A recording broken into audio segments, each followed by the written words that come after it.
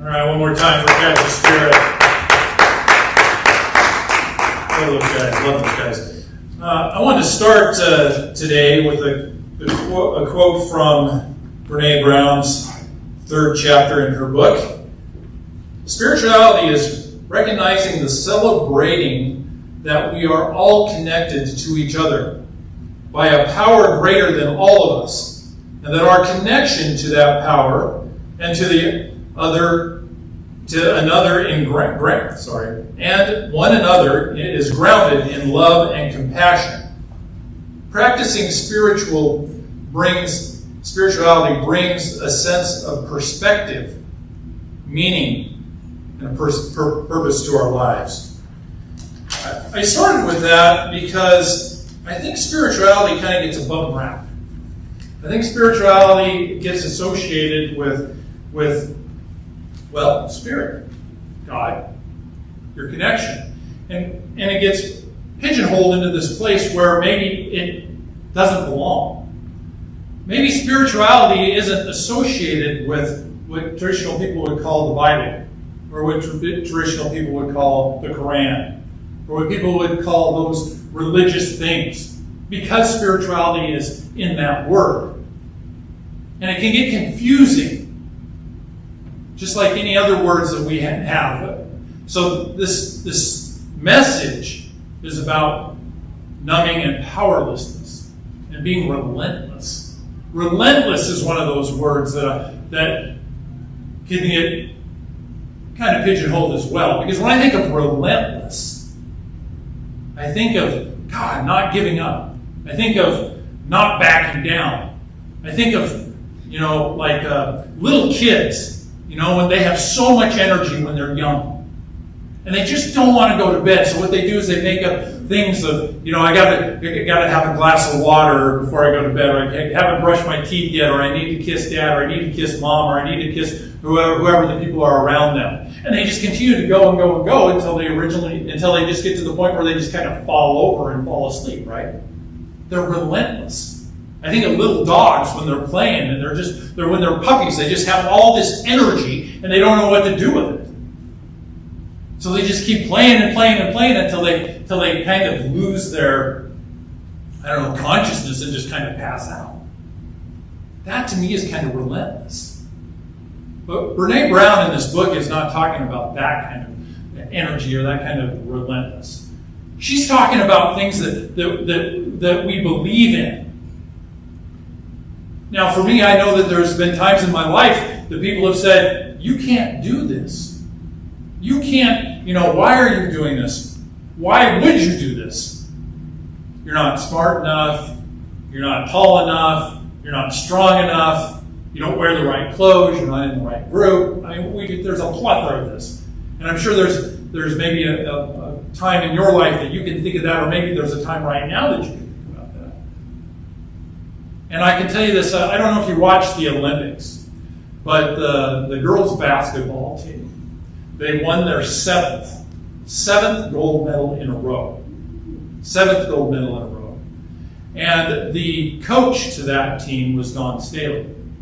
And she was told that she was a great player, and she was in one of those gold medal achievements in the Olympics as well.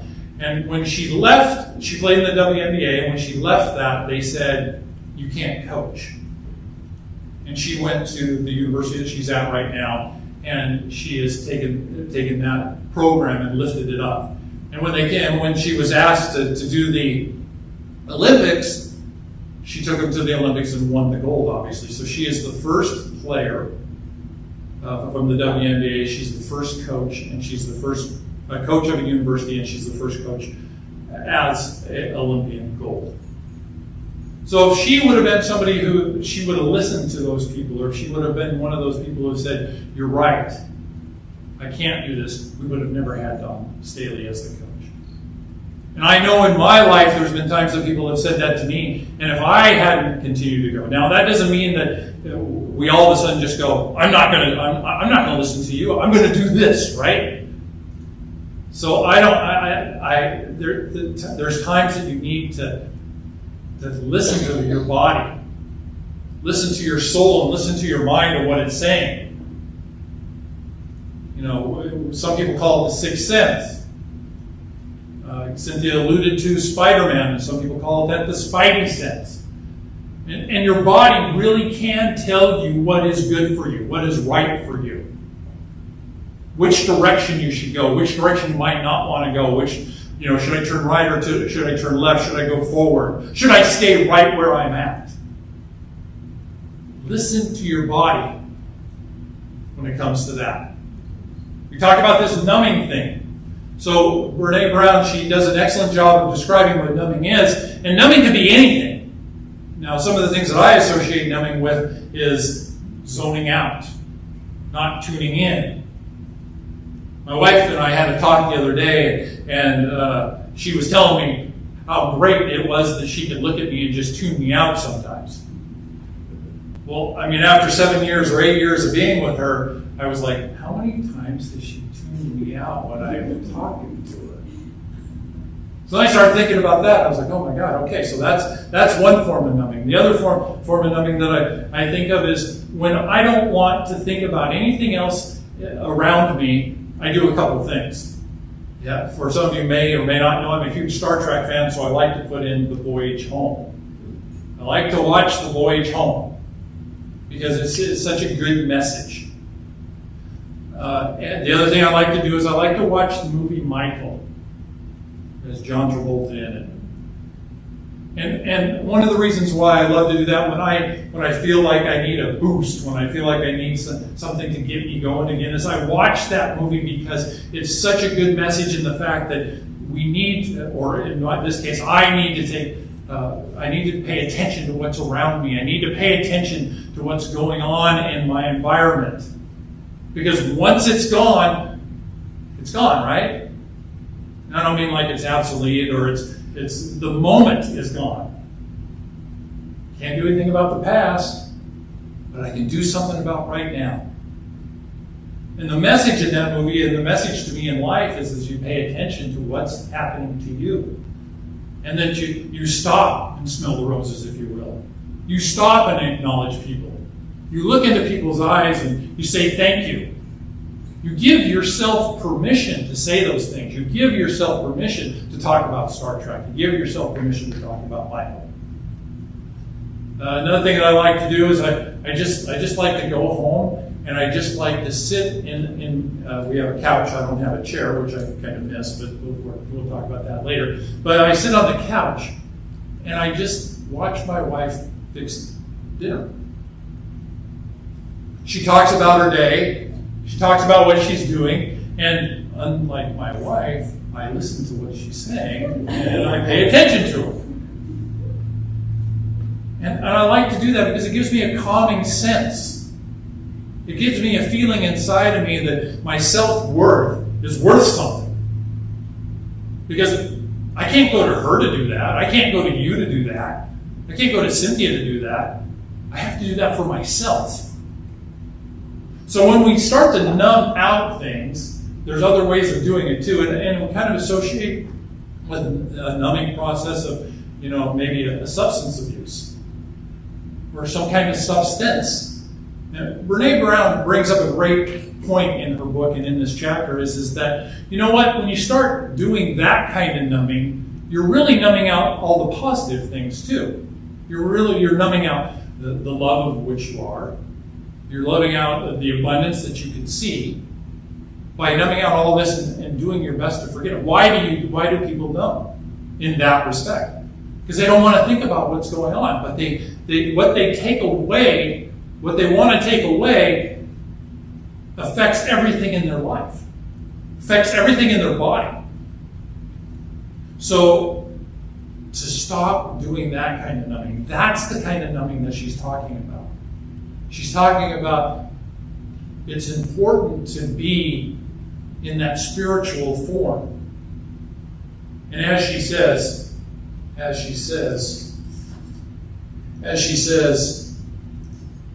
all purpose to our lives. So that doesn't constitute anything else. That's the whole picture. That's the whole gamut. That's everything. Enjoy it, feel it, and understand it. Understand why it's there, and enjoy it. Give yourself permission. I say that because you're the one that's in control. Too many times, what at least I have done in my life, is I've allowed others to dictate and tell me how I should act, how I should do, what I should do, when I should do it. And any of us that have worked kind of in the workforce and have worked for an establishment or a company, or I think you can call them bosses, so supervisors. We're all kind of under that tutelage that, okay, this is the parameter that they want us to be in.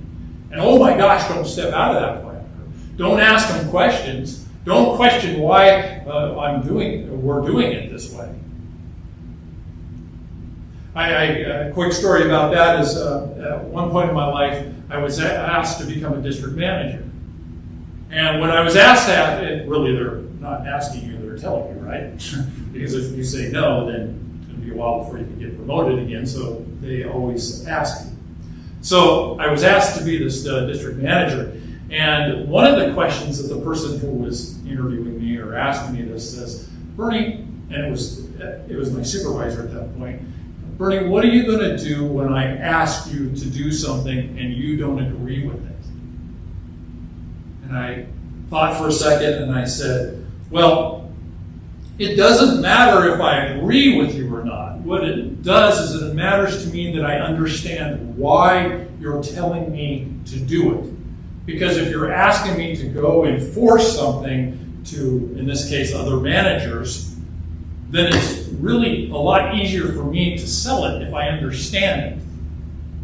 I don't have to agree with it, I just have to understand it. So that allowed me to move forward in this, even though I didn't completely agree with what my supervisor wanted me to do. But I can understand why. And I think that's a very important part, because to give that permission to you to speak out and give who your heart is and be who you are. Because one of the big things that we don't like is we don't like rejection, right? We don't like the word no. I mean, who likes the word no? I mean, gosh, nobody, or I'm not going to do that, or whatever negative connotation comes with the word no. We don't like that. We don't, in customer service, the one thing, the golden rule is don't ever tell the customer no, because that shuts them down. Figure out how to say the same thing without saying no. So we get caught up in that. We get caught up in what we can do and what we can't do, and it's all dictated by the parameters that we're in. And we come by it honestly. The numbing part of it is that we just kind of start tuning out what really makes us tick, or really makes us think, or really allows us to move forward in life, right? And that's important, because we've now, maybe you can think of something that's going on in this world right now. I mean, tune into the news and look around, or listen to it, because there's things that are guiding us to a certain way. They want us to think a certain way. And that's really not who we are as individuals. We need to think for ourselves. And if it doesn't feel right, back to that spidey sense or back to that sixth sense, if it doesn't feel right, ask questions. Do some research. Because if not, we just get put into this area where we're guided. And that breaks down from who we are, which backs right up into the next one, which is powerlessness. We all want to have power, be powerful, be strong, be Superman. Don't let others take your power away. And I'm not talking about a physical power. It could be associated to a physical power. We're not talking about a physical power. What I'm talking about is your essence of who you are inside of you. That is your power. Your power is getting up in the morning and walking through life. And having people tell you you can't do something or you shouldn't do that really, is that really it? That's really not it. You being able to do that and feel that is the power that you have. Strong-headed, bull-headed, these are all things that get associated with that, but really that's okay. Because you're making a decision. You're deciding what's right for you. And as we say, look, before I can love anybody else, I got to love myself. That's truly what I believe. Because if I don't love myself and I'm projecting out there that I love others, then is that really who I am? Or is it just a numbing mechanism of what I do so that I don't have to face the fact that I can love myself and I can be comfortable? Oh my gosh, I can be comfortable with myself.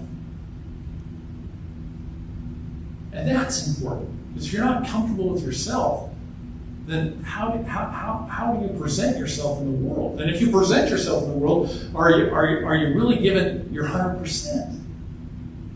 That's the power that Brene Brown is talking about in this chapter. So one of the things too is that the definition of powerlessness is unable to produce an effect. So what does that say? An effect. Where does that kind of register in? I mean, people like Ernest Holmes, he was a great, I would have loved to have met him in person because it comes across in his readings, or the way I perceive his readings, is he just wanted to give us all this ability to say, look, you're connected. If you don't want to believe you're connected to God, at least believe that you're connected to everybody else, and that the vibration that you have out there does affect not only yourself, but the environment around you. He was so willing just to open up and say this. This is why it's more of a philosophy than it is a religion. And if you listen to individuals, and last week was Carol Batt's memorial service, and the one thing that was over and over and over that everybody talked about was her ungodly, loving presence to hold babies. To hold babies.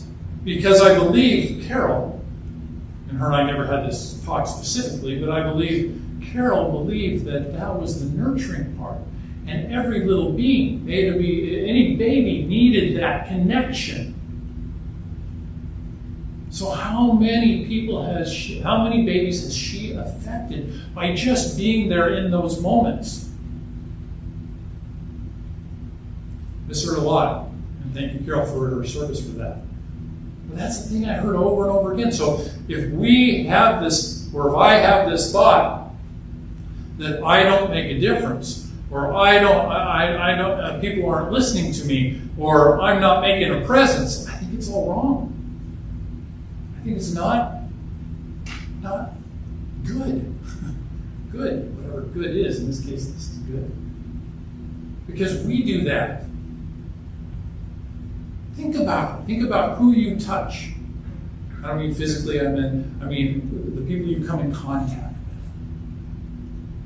with. And what they take from that.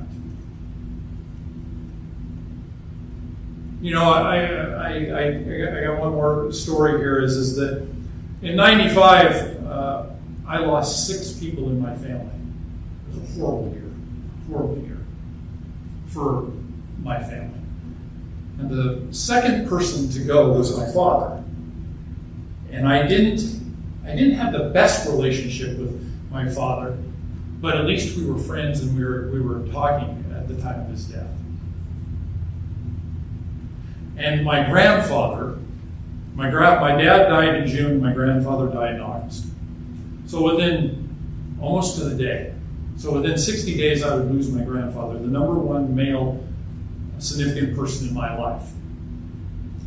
And I realized one of the things that I didn't do with my father was to hug him and give him a kiss on the cheek and tell him I loved him every time I see him. And now that opportunity was gone because he in his physical form was gone. So what I started doing was doing that with my grandfather. And my dad gave me that gift. he gave me that gift of being able to do that, and so I started doing that on my grandpa. My grandpa had a stroke, and his whole left side was paralyzed. And so my grandpa comes from that group that you don't show a lot of affection. And I can tell you that he never told me that he loved me. I had him on the phone one time, and I said, "Grandpa, don't you love me?" And he's paused for a minute, and he says, "I love everybody." And that's as close as I can get.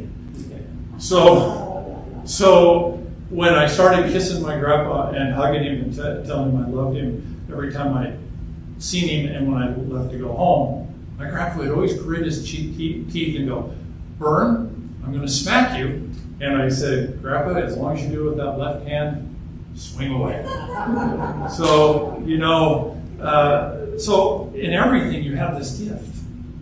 And even in my dad, one of the best lessons he told me was in his death. And that's why when I see you, I shake your, well, before COVID, I would give you a hug, and I tell you I love you. Because it's true. It's very true for me. So being powerless to me is the frame of mind. Because you have so much power inside of you. And I encourage you to walk with your head held high, and to know that. And do your best not to let what others say about you affect you. Because if you know it's true, if you know it's not true what they're saying, you know the truth of you. So, I want to end with Ernest Holmes' definition of what spirituality is. Spirituality may be defined as an atmosphere of good, a realization of God. It cannot and does not borrow its light from another, no matter how great or noble that other may be. It springs from within, coming from the ever-flowing fountain of life, which quenches every thirst, whose source is in eternity, the wellspring of self-existence. It is a realization of the self to the self, putting one back on the track of his or her own self-dependence on spirit, his or her own at one moment, with reality. So let's pray. Let's put this over here before we pray. Let's pray. So standing in this right here and right now, knowing that we are who we are because that's who we are, that the love surrounds us, that we are powerful individuals, that we do have the fact of choice. We do have the fact of decision. And we move through this world right here and right now with our heads held high. Feeling that, knowing what the truth of us, each and one of us is. Feeling that bright light that shines down or onto us. Feeling the warmth of that. Knowing that the numbness is just that, something that does not need to exist. That we never feel powerless unless we choose to. And even in that, we move forward with the power of knowing that we have that decision. I know that each and every one of you is blessed. I know that we are blessed. I know that God presides in, through, and around us right here and right now in this moment. And that we go out and be who we are because we have that power. So I just release my words knowing that it's all good, it's all God. And together we say, so it is. Thank you very much.